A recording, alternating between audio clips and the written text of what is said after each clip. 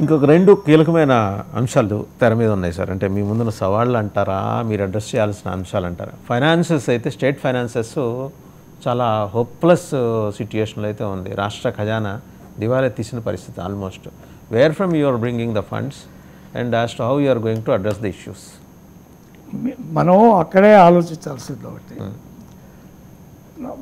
నాకు బాగా గుర్తుంది, ఒకసారి మీరు అడిగారు, ఇదివరకు ఎప్పుడో మన డిస్కషన్, చంద్రబాబు గారు లాంటి ఒక సీజన్డ్ లీడర్ ఇంటర్నేషనల్ లెవెల్లో కూడా ఎంతో ఆయనకి ప్రెస్టేజ్ ఉంది, అవగాహన ఉంది.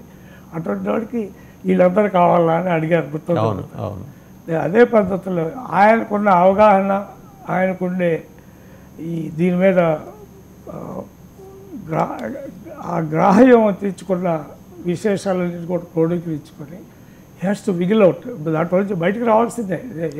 ఇప్పుడు ఇవాళ జగన్మోహన్ రెడ్డి గారు ఏం చేశాడు, రాబోయే 20 ఏళ్ళకు కూడా అప్పు తీసుకున్నాడు ఆ మద్యం విషయంలో, గుర్తుందా లేదా మీకు? అదే కాదు, ఇంకా 4-5 స్కీమ్స్ ఎన్ని బిల్డింగ్లు తాకట్టు పెట్టాడు, అసలు ఏమైంది ఈ డబ్బులు, ఎన్ని బయటకు రావాలో నెంబర్ 1. నెంబర్ 2, ఈ స్టేజ్లో I feel central government should come to our rescue. మరి లోన్గా long term without interest, long టర్మ్గా లోన్లు ఇవ్వటం కానీ, సఫిషియెంట్గా మోర్ దాన్ సఫిషియెంట్ గ్రాంట్స్ ఇవ్వటం కానీ చేయాలా.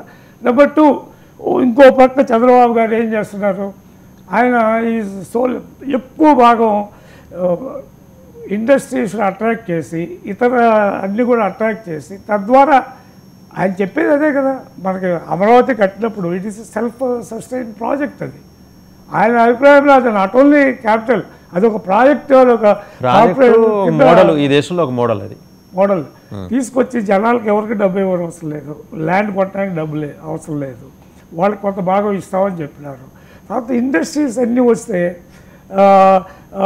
ఇవన్నీ కూడా వచ్చేటప్పటికి ఆటోమేటిక్గా కొన్ని బ్యాంక్స్, కొన్ని యూనివర్సిటీసు, కొన్ని ఇండస్ట్రీస్, కొన్ని hospitals, like that lot of things వచ్చేస్తే ఆటోమేటిక్గా మనీ విల్ బి జనరేటెడ్. ఇక్కడ అన్ఫార్చునేట్ ఏంటంటే, ఈ పాత గవర్నమెంట్ వాళ్ళు ఏం చేస్తారు, నాట్ ఓన్లీ డబ్బుని కొల్లగొట్టడం కాకుండా ఇప్పుడు ఏవైతే ఇండస్ట్రీ వాళ్ళ దగ్గర వాళ్ళు కూడా కొల్లగొట్టేస్తారు. ఇప్పుడు వాళ్ళు కూడా almost many of them are in a very bad shape financial, who can't help this present government. So దాని మీద నేను I have highest hope. Chandrababu గారికి ఉన్న పరిజ్ఞానంతో wiggle out of this. It maybe రేపు కాకపోవచ్చు, వచ్చే నెల కాకపోవచ్చు. నేను అనుకుంటాను విల్ సీ ద రియల్ దీని యొక్క ఫలితాలన్నీ కూడా సెకండ్ ఇయర్కి కానీ మనకు రావు కొంతవరకు. ఇప్పటికే they are lot of interest మిగతా చోట్ల నుంచి అన్నీ కూడా ఇండస్ట్రీస్ అన్నీ రావాలా.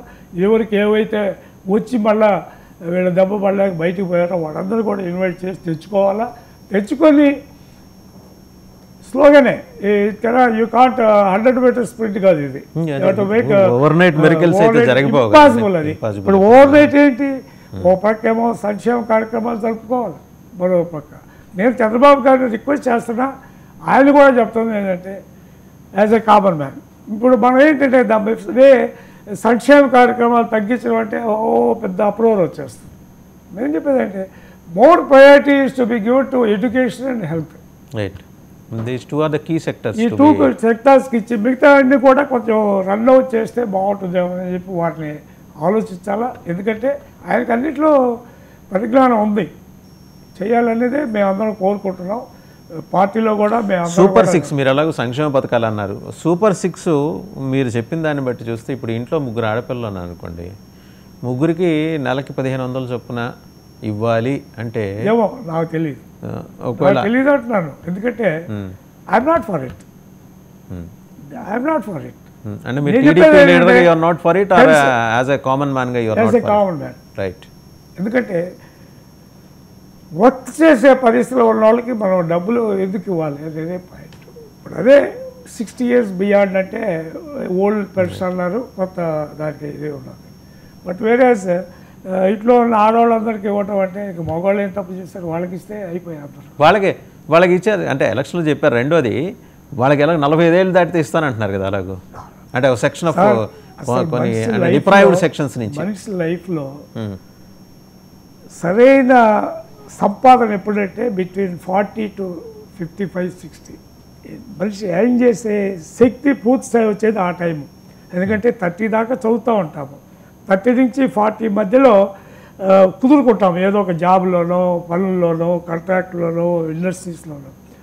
40 నుంచి 55, 60 వరకు that is the prime time in any man's life, any person's life.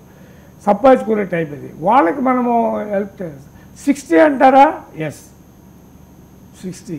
నేను మొన్న పోయానండి, బియాండ్ 60 అసలు వాళ్ళు లెక్క పెట్టలేదు ఎక్కడ కూడా. లైసెన్స్ ఇవ్వమంటున్నారు, ఇన్సూరెన్స్ వాళ్ళు యాక్సెప్ట్ చేయమంటున్నారు. ఇదేంటరా అంటే మనుషులు మరి ఇప్పుడు ప్రజెంట్ లైఫ్ ఎక్స్పెక్టేషన్ వచ్చి 65, 70 దాకా ఉన్నది. ఇది మన ఇండియాలో పెరిగింది, జీవన ప్రమాణాలు పెరిగి వచ్చింది. కాబట్టి ఇవన్నీ ఆలోచించుకోవాలా. బట్ ఐ ఫీల్ బాబు గారు, ఐ డోంట్ నో ఆయనకి ఎలా నిద్ర పడుతుందో ఏమో నాకు తెలియదు, కానీ మాకైతే ఆయన గురించి మాకు నిద్ర పట్టలేదు.